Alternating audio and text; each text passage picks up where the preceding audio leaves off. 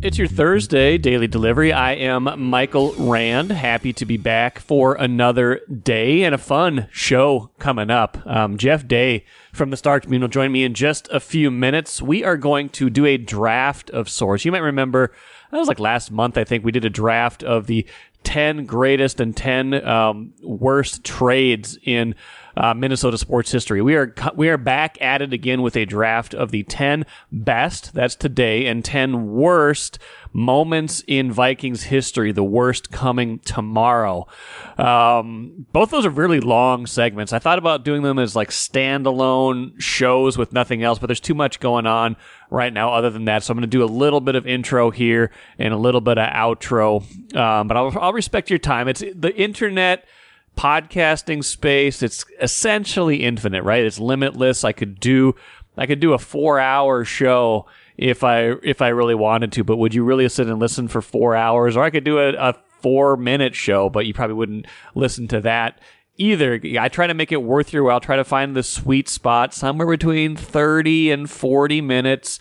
Sometimes Royce and I go a little bit longer because we like to talk and it's Monday and we're kind of recapping everything, but that's kind of the way it goes. But today, like I said, we got the Vikings draft of the best and worst. Today's the best, tomorrow the worst. Some other Vikings news at the end of the show. First, though, what did I miss? You know, I want to take a chance to just kind of frame the last 13 games from the Twins because we kind of set this up like it was not a make or break because they were up in the division, but as kind of this gauntlet that they had to go through, that they were going to, if they had a stretch that was going to potentially trip them up or tighten the AL Central race, this was it. They had 13 games, all of them against either Texas or Cleveland. Texas, you know, a contender all season long in the AL West, certainly a chance to win that division or grab a wild card spot. You know, they're like 5 or 6 games above the Twins, even in the standings, even though they're not in first place like the Twins. And then, of course, Cleveland not having a great season, but that's the nearest competitor in the AL Central. Could they use those 6 games to catch up to the Twins? Well, the verdict is in, and even though the Twins lost the series finale, the whole 13-game finale yesterday, a 2-1 game interrupted in Cleveland by a rain delay, gotta say they came through this whole stretch in about as good a shape as you could have imagined. They were 5 games up going into this 13-game stretch, and really, like we said, this was a chance that the season could have gone sideways on them. They could have gotten really tight if they'd lost, you know, a bunch of those games to Texas and maybe lost more than they won against Cleveland. It could be, you know, a 2-game lead right now instead of what it is. Instead, it is a 6-game lead. Out of this 13-game stretch, they came out 1 game better in the division lead, and they've knocked 13 games off the schedule. Just 22 left, 6 up with 22 to play. I have to say that's about as good as you could have expected. I think there's some people that are a little disappointed that they couldn't kind of really bury Cleveland with one more win yesterday or one more win at Target Field last week. But overall, you have to like the way they're playing. You have to like generally the way they're pitching. You have to like generally the way they're hitting, even though they didn't get much done yesterday. They came through this stretch, and you feel good. They're like a 98% chance now of winning the division. Not over, of course, ever until it's officially over. But I think we can stop the gloom and doom, I guess. Stop the intense worrying, the everyday checking of the standings. The schedule is reasonably soft the rest of the way. They've got a home series in a little bit against Tampa. They've got a road series against Cincinnati. Everybody else is kind of bad or, you know, mediocre, just having disappointing seasons. So, you know, I think they've kind of come out onto the other side now. They can focus on these last 3-4 weeks and really fine tune for what looks like the postseason and for what looks like a team that potentially is built pretty well for the postseason. Now, we've felt that way before. We know they've lost 18 straight playoff games. We're not going to step away from that or back away from that or shy away from that piece of information. But I feel like they're in good shape right now. And if you're kind of feeling like, they missed some chances on this 13-game stretch, especially some disappointments against Cleveland in a couple of those games, just remember, big picture, they gained a game over these last 13, and they knocked 13 games off the schedule. I think those things are important to remember. This team is in really good shape, and we'll see where they go from here. Grand Casino would like to take a moment and salute the true football fan. The passion, the hope, the anticipation, that incomparable feeling of winning. Grand Casino would also like to take a moment to remind you that you can find all that anticipation, thrill, and winning at Grand Casino. Grand Casino, let your story begin.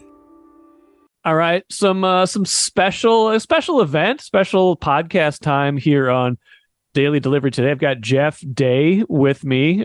Jeff, you've been on a lot lately, for good reason. We've talked volleyball a few times. Then you helped with one of your great ideas, which was best and worst trades in Minnesota sports history. We did that maybe a month or so ago.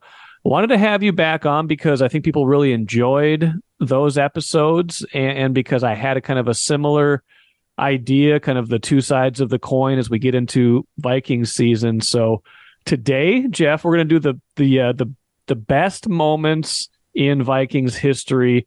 Tomorrow, we will do kind of the biggest regrets, the biggest kind of what if moments in Vikings history. And I'm looking forward to both. I'm looking forward to kind of hearing your list. We're going to do this draft style, just like last time, where we each pick one and we alternate until we get to 10. I'll give you the first pick in the in this one in the best moments in Vikings history. I guess I'll take the worst moments or the biggest regrets in Vikings history tomorrow. But first, are you excited for this? Are you looking forward to this?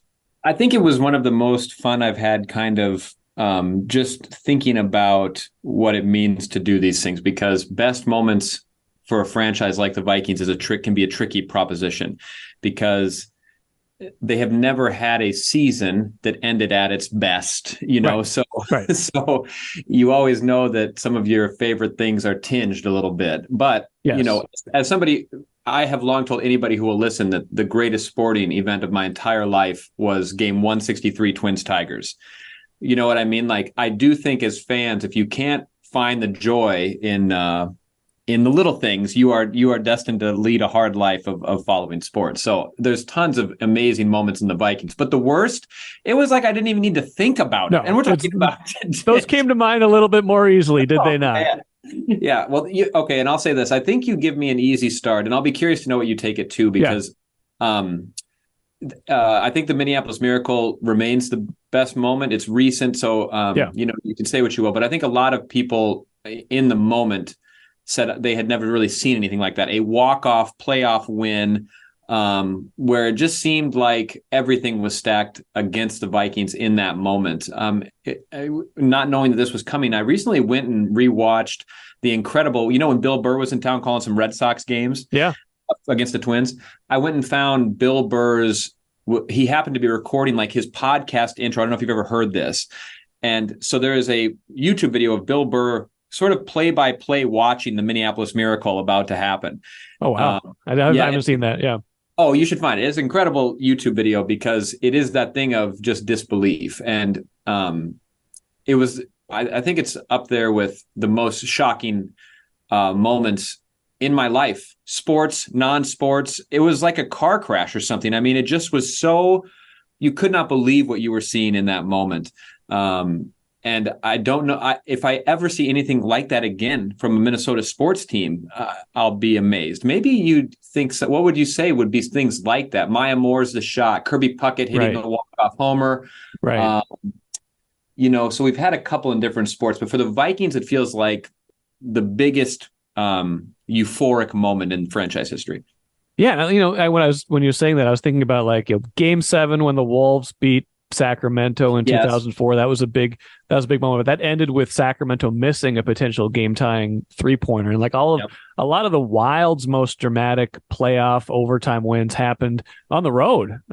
Frankly, like a lot of their Game 7, maybe all of their Game 7 wins have been on the road. So we don't. A lot of these moments that you've seen in these teams' histories have been away moments. The fact that this happened at U.S. Bank Stadium, the fact that so much was on the line that they'd given up, what was, I believe, a 20-0 halftime lead the Vikings had in that game. That they were that the story of that game was to that point going to be the collapse and how they had this big lead, and then the Saints came back to take a 24-23 lead, I think, at that point, and then that happens, and it's just this last gasp and this kind of whole charmed season. And you had the backdrop, and we'll probably get into tomorrow, but you had the backdrop of trying to get to a Super Bowl that was in your home stadium, and then that play was part of it. It was unbelievable. I remember assembling for Star Tribune website after that,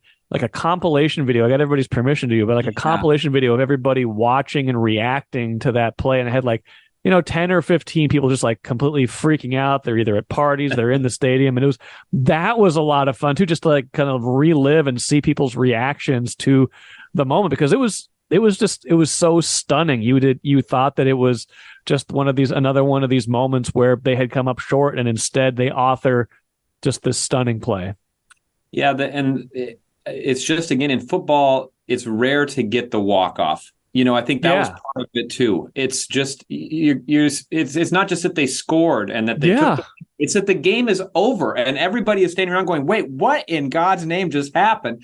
And that disbelief. And also, I do think that because it was the Vikings, because they had such a rich history and still have such a rich history of disappointment, that for once on such a big stage, they swung it. It was just such a unforgettable moment. I don't know what it says about the team and the franchise, that this kind of, in my opinion, supersedes even their Super Bowl appearances. It's a tricky thing. It's hard to navigate how you feel about that kind of stuff. But to me, because it's the concept of best, for some reason, it's stuck as my number one. So anyway. as a moment, I would have picked that number one as a moment for sure. And I was 2 months old the last time the Vikings made it to a Super Bowl. I reckon that you weren't born yet in late 1976, early 1977.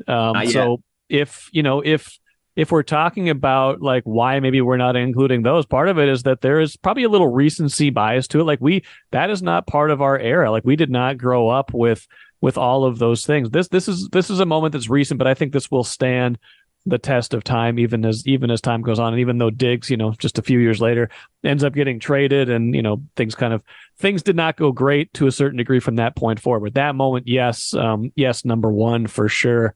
Yeah, I'm gonna say my first pick, so number two overall. I'm gonna take the Randy Moss game at Lambeau Field in 1998, when the Vikings were a good team from 92 through 97. They made the playoffs, I think, all but one of those seasons under Dennis Green, but they never were really like dynamic. They were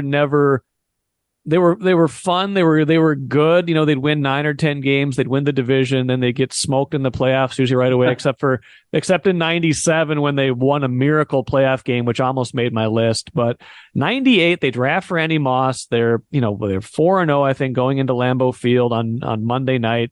And they just completely dismantled the Packers, who had been, Super Bowl team not that long ago. This was a real kind of balance of power transfer, at least temporarily, in the NFC North. And just to see what Moss did on that stage, and the classic line, the silence you hear is Lambeau Field, like that moment to me, that game kind of signaled kind of what that whole Randy Moss, especially 98, 99, 2000, what those years were like, to kind of witness how great he was and how, just how really good that 98 team was. Yeah.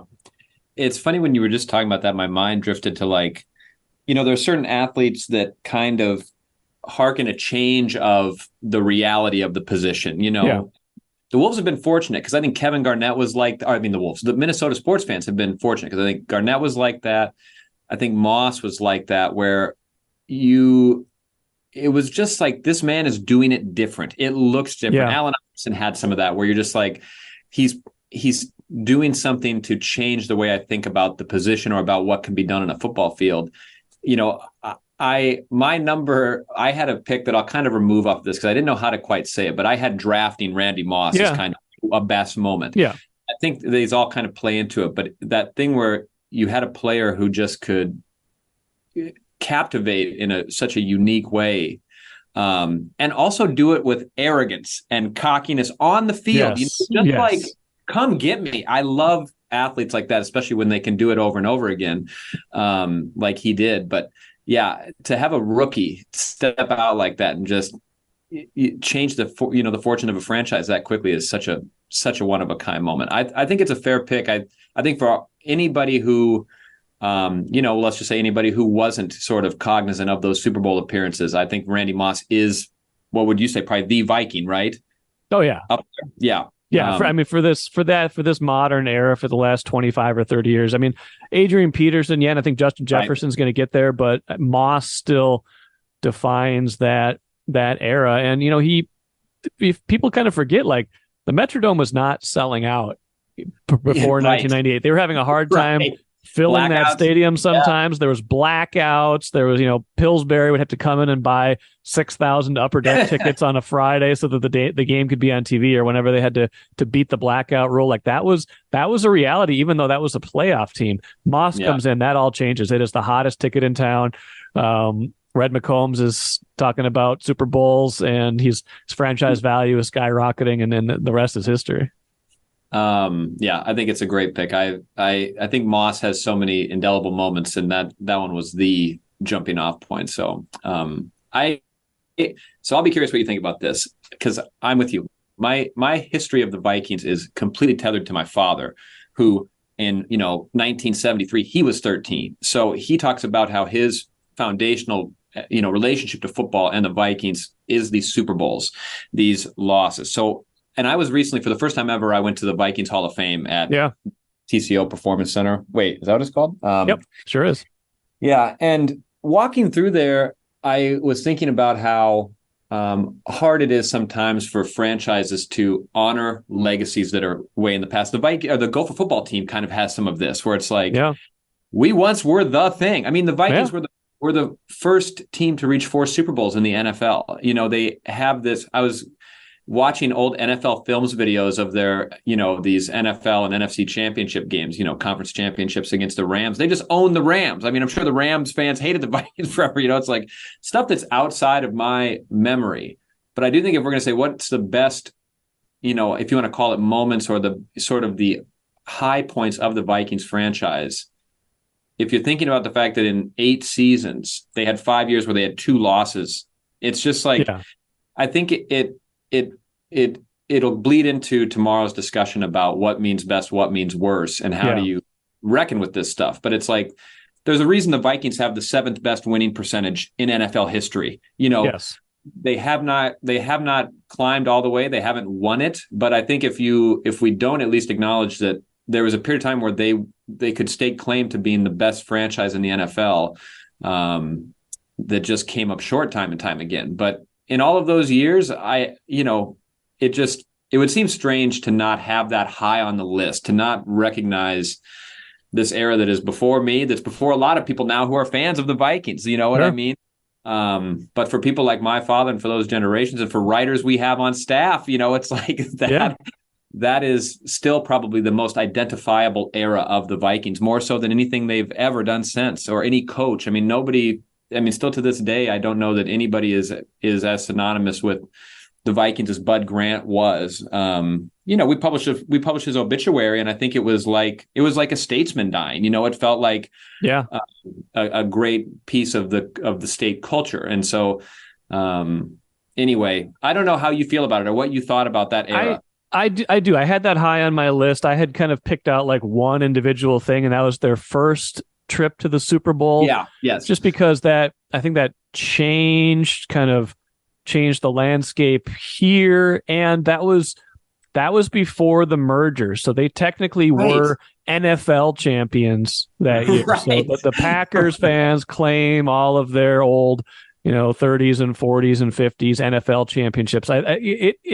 It's a distinction maybe without much of a difference, but having won the NFL title in, I think, 1969 before going to the Super Bowl that year, losing to, I believe that was the Chiefs that they lost that year. Yeah. And it was the real, the upset, because the AFL, AFC eventually was kind of the upstart. But getting there the first time, being NFL champions that year, that one, among that whole dynasty, right, of 4 Super Bowl appearances in 8 years, the first team, like you said, to make it to 4 Super Bowls, even if they didn't win one, that was a dynasty. Even if they didn't win a Super Bowl, that was a dynasty. That team was so good, you have to consider them like that.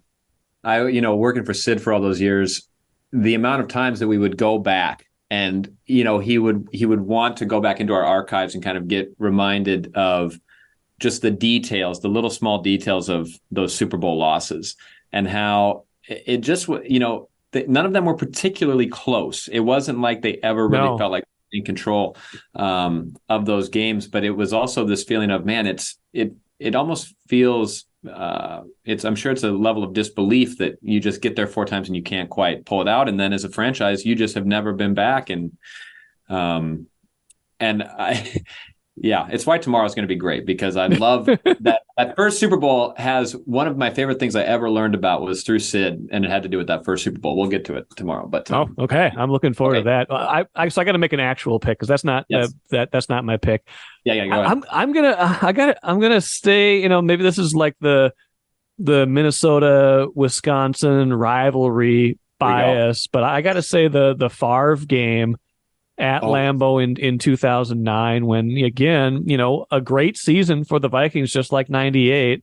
And again, we will probably revisit 2009 on tomorrow's show. But that game itself, when it's Favre against Aaron Rodgers, Favre is still, he's the veteran, he's old, but he's still at the peak of his abilities. And they go in and they win that game. They sweep the Packers that season. Like that moment when they go back there, and I've talked to, I did a whole oral history on the arrival of Brett Favre. That was like maybe 2019 that I did that. It was not a podcast, but it was a written thing. It was a long online piece. And I talked to Ryan Longwell extensively about that and how they're just out there at Lambeau Field and they're just getting booed and they're just soaking it all in. And they're just like, man, what's it like to be booed by 65,000 people are just booing them at midfield for the coin flip. And they're just like, well, let's go do this. And it's, because both of them obviously ex-Packers, but maybe lustily booing Favre a little bit louder that year. That game, that whole season, but that game in particular stands out to me as a great moment in Vikings history. It's probably the most incredible player transaction, meaning like, oh gosh, yeah. I don't even know what in sports would compare to it. Maybe when Wade Boggs went to the Yankees and was riding that horse around after winning the World Series. Oh my gosh, I kind of forgot about that. Yeah. All the Red Sox fans were pissed about it, but yeah, I don't know. It's just that I can remember that oral history. Didn't we do that incredible, we had an illustrator do? Yes, it was great. That was so cool. I love that piece. 2009, actually, we'll see if you pick it, but I think 2009 was one of the most memorable. To me, it borders on the 98 season for just moments where you couldn't believe that the Vikings were having these things happen. Oh, yeah. Yeah.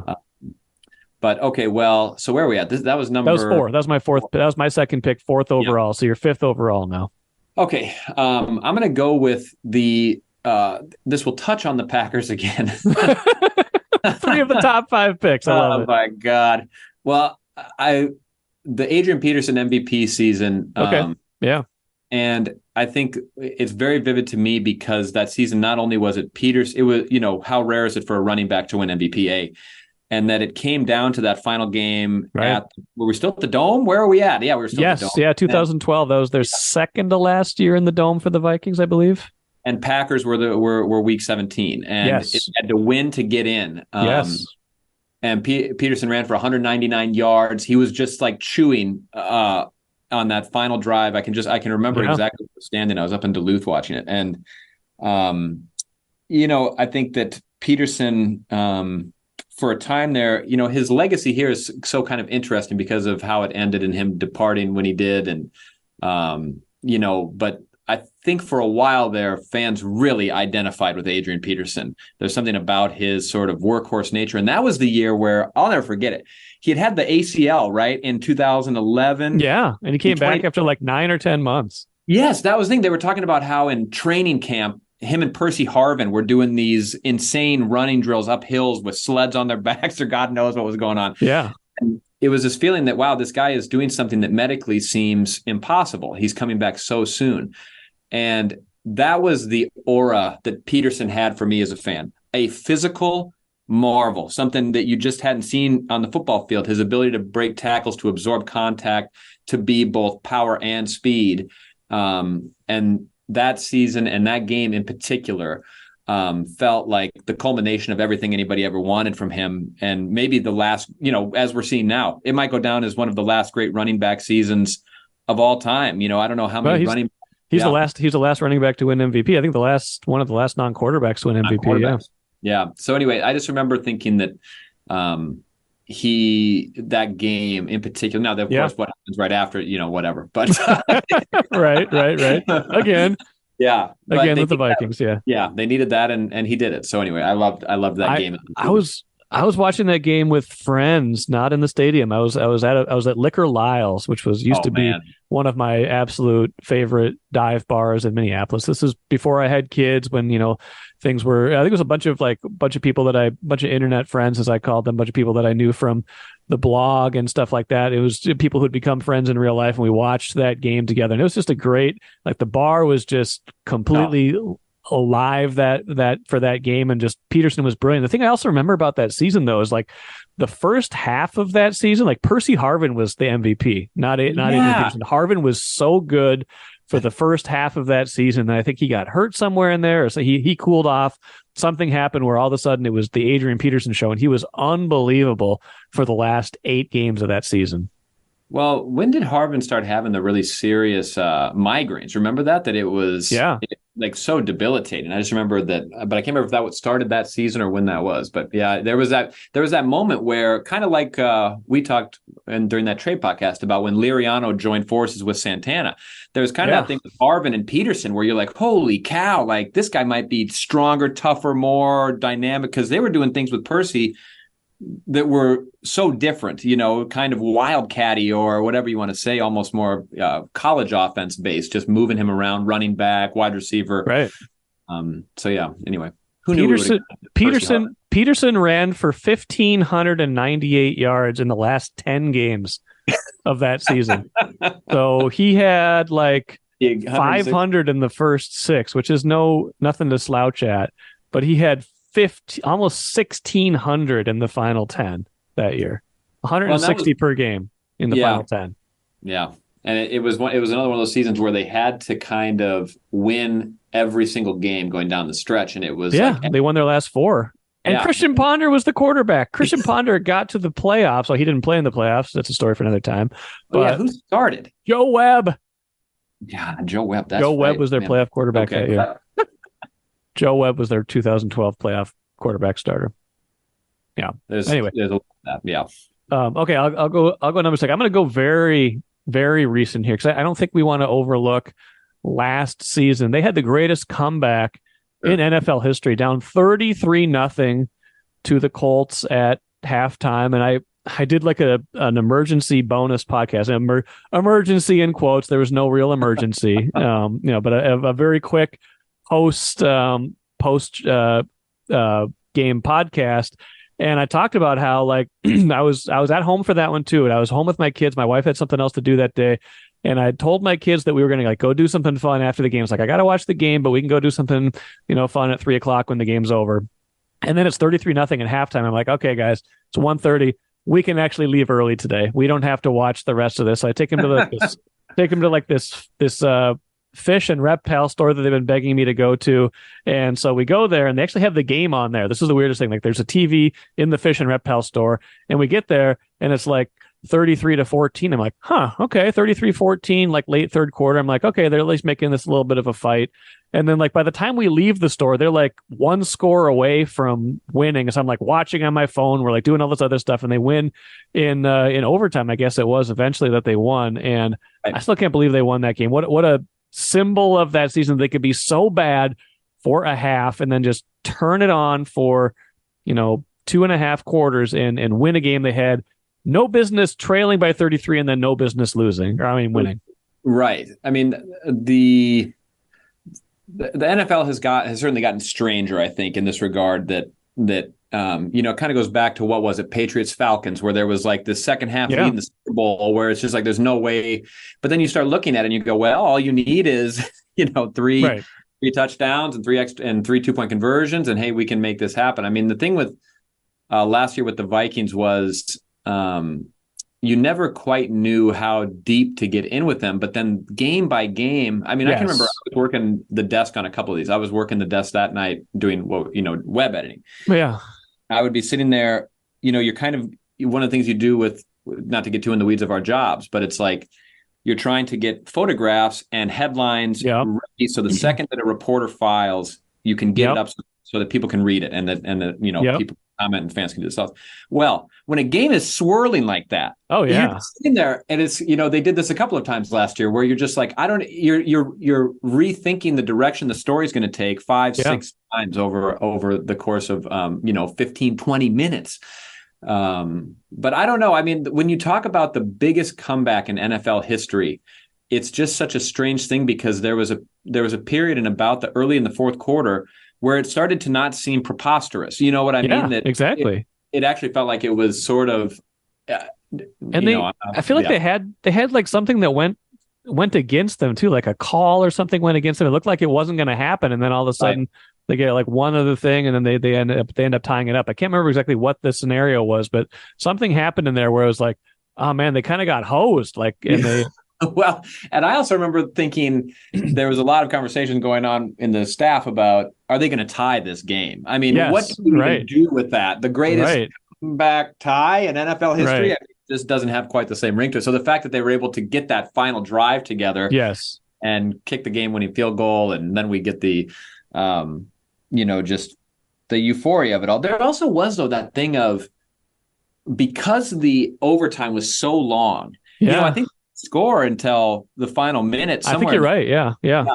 I remember that it had a little bit of an anticlimax to it where you're like, which is a strange thing to say about the greatest comeback in NFL history. But it's like, come on, guys. Come on.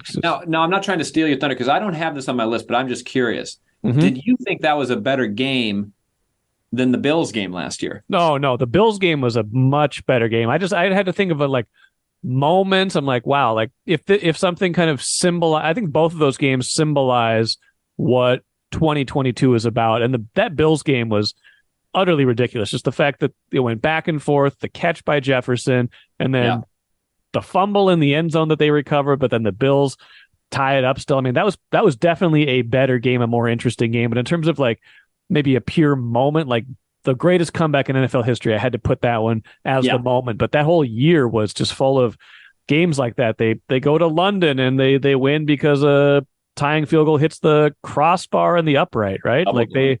They had so many wins, just barely 11-0 in one score games in the regular season. Always a caveat there for 2022, but yeah, I would kind of include that whole year as that was kind of symbolical of the whole year. What do you got at number 7?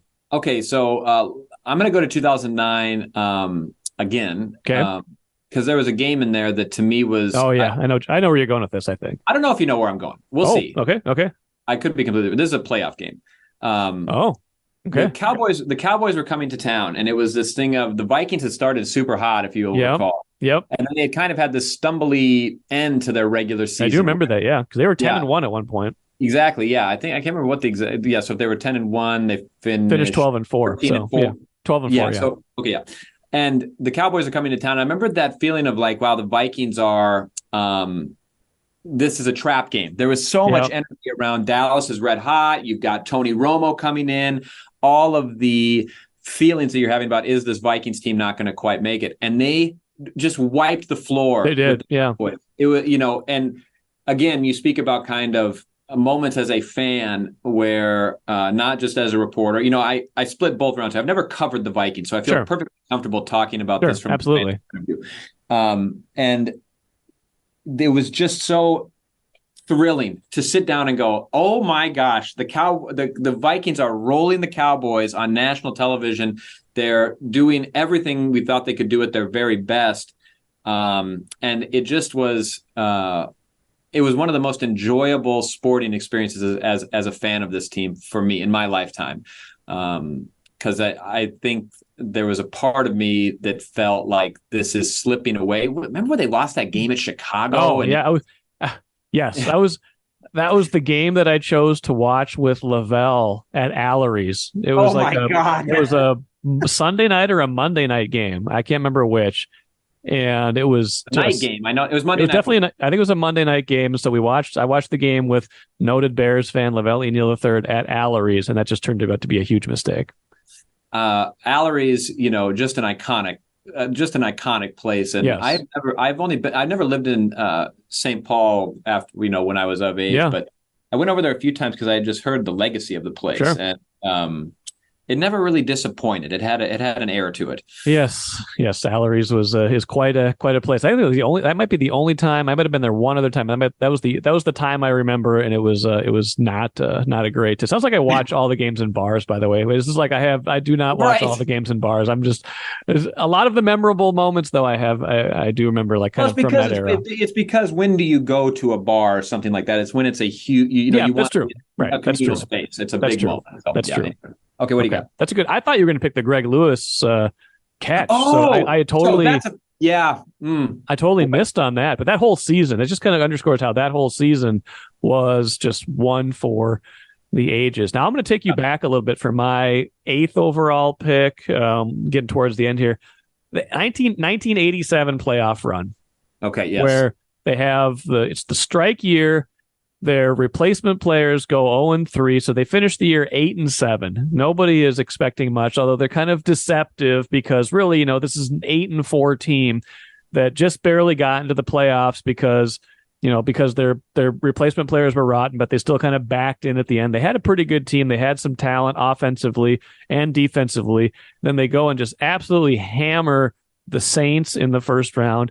And then they go to San Francisco and do the same thing. And Anthony Carter had 225 yards receiving in that game. And just I've written and talked about this before, but the unexpected playoff runs, which are few and far between here, but I'd count the 2003 Wild, among those here, when a team has unexpected success, that is the best kind of success. And that 87 playoff run, even though I don't remember it super well, it was kind of right when I was maybe starting to watch the Vikings. I was probably 10 or 11.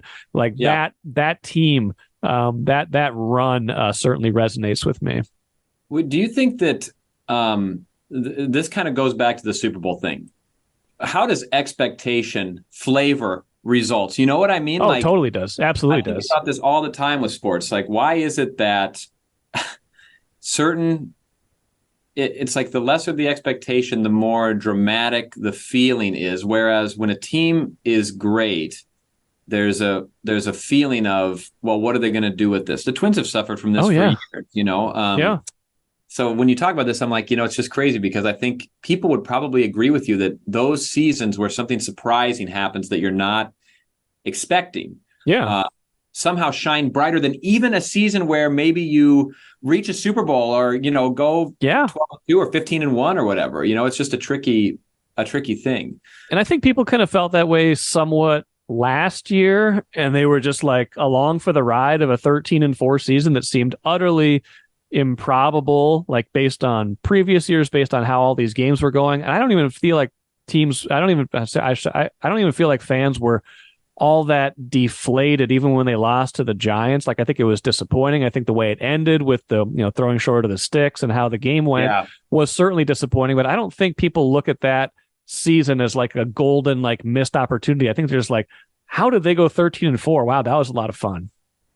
Yeah, and also just the fact that because of the stuff that we talked about earlier, it's that's why I'm really looking forward to how our staff handles going into this season and how we're going to write about this, because I don't know where your expectations sit with this Vikings team, but there's a part of me that I don't know. It's like I do expect them to win their division as much as people are talking about the Lions. I still think for some reason there's just something about the season they had last year that you feel like they should be able to build off of it. And their defense was actually so bad. So bad. Anyway, that'll be for you to talk about with other people. Okay. Number 9, your last pick. Yeah, what do you got? Final pick.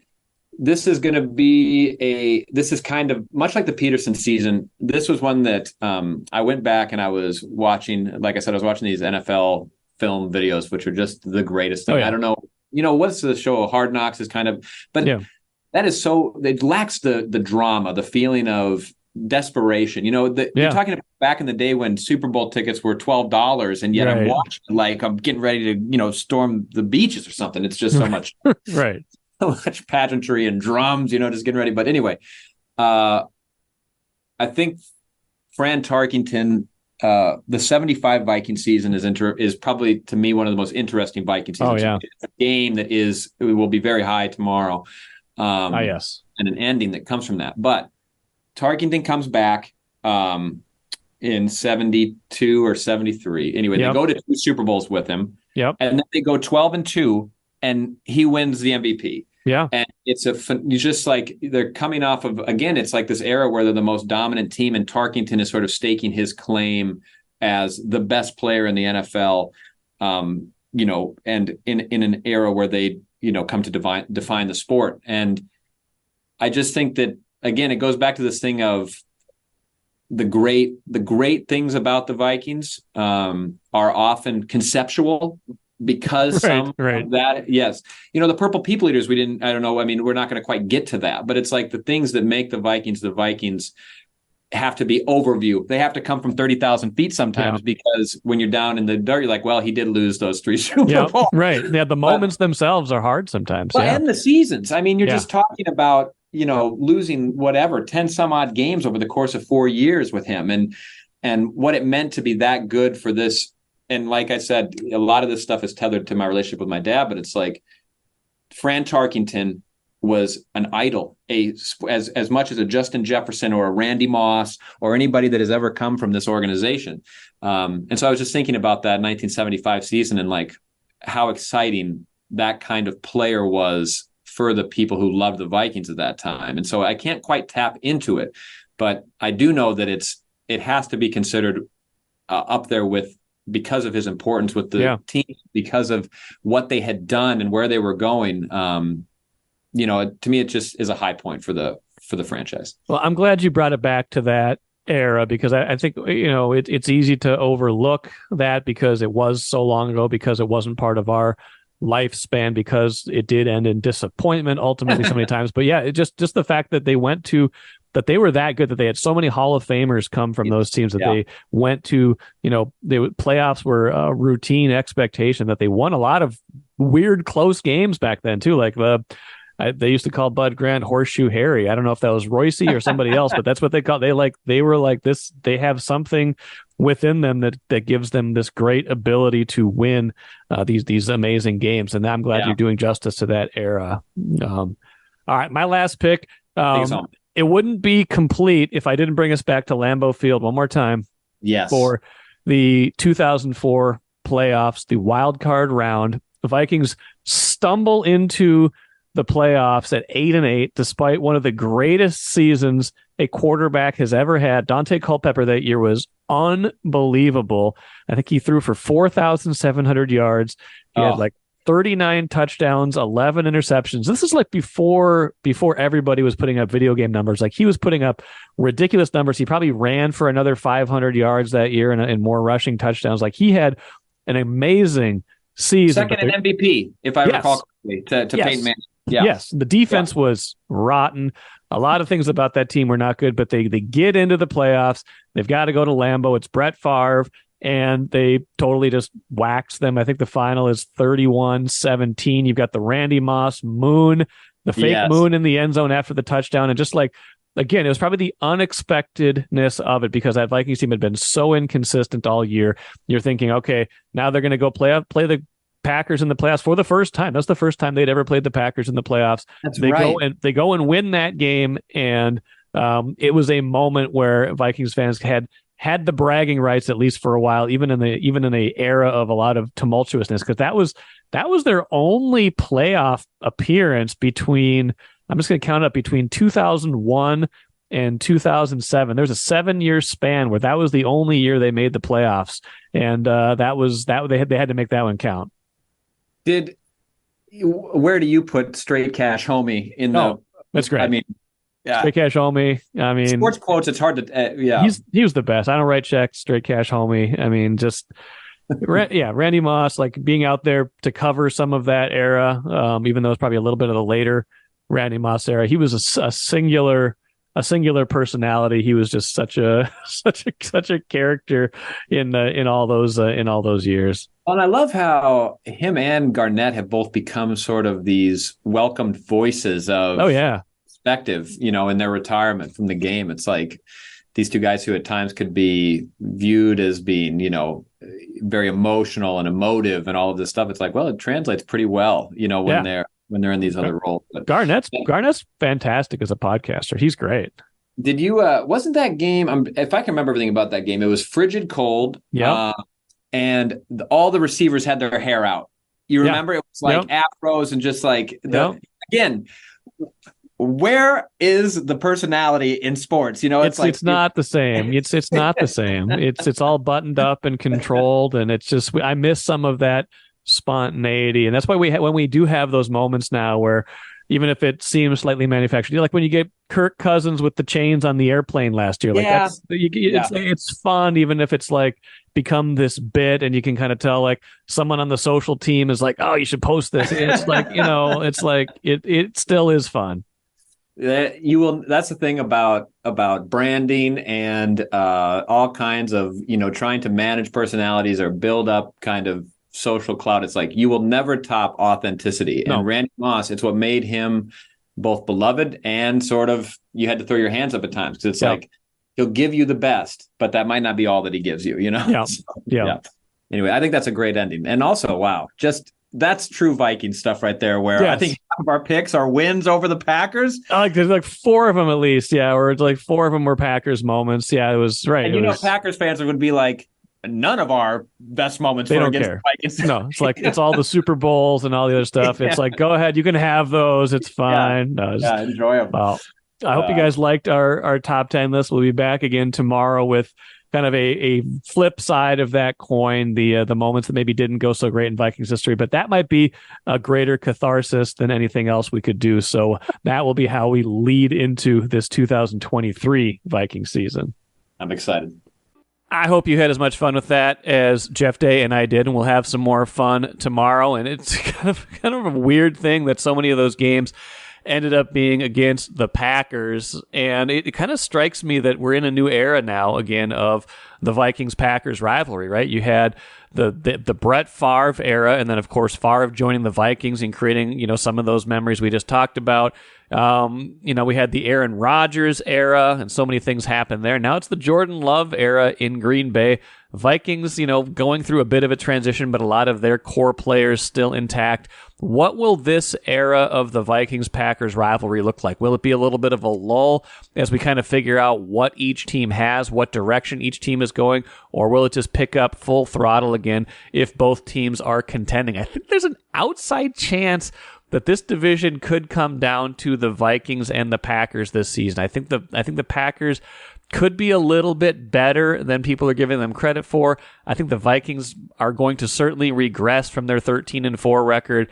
And, if the defense doesn't come around, if some of their offensive line has struggles with depth and interior protection, this could be the kind of thing where we're looking at Vikings and Packers race to 9 or race to 10 wins at the end of the year to see who wins the NFC North. I'm not sure it's going to happen right away this year, but I do feel like this has a chance to sustain this rivalry, to be right back where it was for a long time, and we will see about that. Final thing in the cooler, Josh Metellus, man, he is really rising in the Vikings' esteem, gets a 2-year, contract extension that's agreed to just this morning.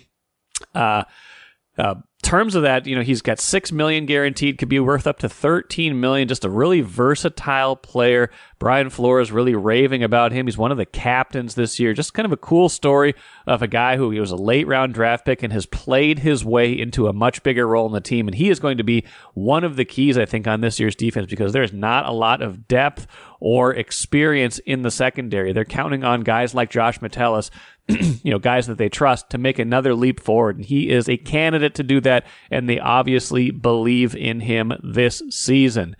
That will do it for today. Like I said, the worst moments coming up tomorrow. Kind of get your mental list ready. Gird yourself against some of these memories. Maybe it'll be a catharsis. I hope it is.